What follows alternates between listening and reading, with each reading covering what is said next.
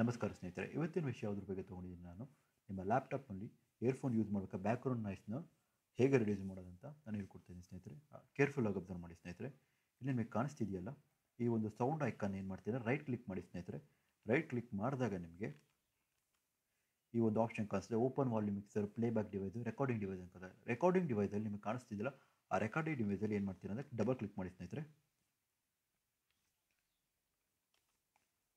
Double click ಮಾಡಿ recording ಡಿವೈಸ್ನ. Double click ಮಾಡಿದ್ಮೇಲೆ ಈ ರೀತಿ ವಿಂಡೋ ಕಾಣಿಸುತ್ತೆ.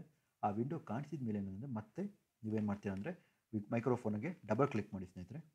ಮೈಕ್ರೋಫೋನ್ನ ಡಬಲ್ ಕ್ಲಿಕ್ ಮಾಡಿ. ಮೈಕ್ರೋಫೋನ್ ಡಬಲ್ ಕ್ಲಿಕ್ ಮಾಡಿ ಇಲ್ಲಿ ಆಪ್ಷನ್ ಕೇಳುತ್ತೆ ಜನರಲ್, ಲಿಸನ್, ಲೆವೆಲ್, ಅಡ್ವಾನ್ಸ್ ಅಂತ.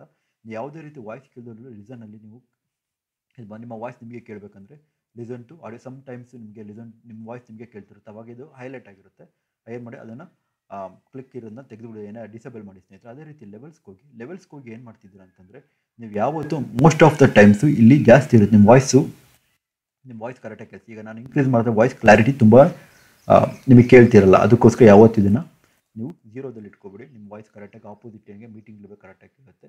ಈ ವಿಡಿಯೋ ನಿಮಗೆ ಲೈಕ್ ಆಗಿ ದಯವಿಟ್ಟು ಸಬ್ಸ್ಕ್ರೈಬ್ ಬಟನ್ ಮತ್ತು ಲೈಕ್ ಬಟನ್ ಪ್ರೆಸ್ ಮಾಡಿ. ಇದೇ ರೀತಿ ನಾನು ಲ್ಯಾಪ್ಟಾಪ್ ಬಗ್ಗೆ ಮತ್ತು ಮ್ಯಾಕ್ಸ್ ಬಗ್ಗೆ ಟೆಕ್ನಿಕಲ್ ವಿಡಿಯೋ ಬಗ್ಗೆ ಮಾಡ್ತಾನೆ ಹೋಗ್ತಿದ್ದೀನಿ. ನಮ್ಮ ಚಾನಲ್ನ ಸಪೋರ್ಟ್ ಮಾಡಿ ಅಂತ ಹೇಳ್ತಾ ನನ್ನ ಈ ವಿಡಿಯೋನ ಮುಗಿಸ್ತದೆ. ನಿಮಗೆ ಯಾವುದೇ ರೀತಿ ಡೌಟ್ಸ್ ಇದೆ ಕಮೆಂಟ್ ಸೆಕ್ಷನಲ್ಲಿ ತಿಳಿಸಿ ಕಂಪ್ಯೂಟರ್ ಬಗ್ಗೆ. Thank you for watching this video.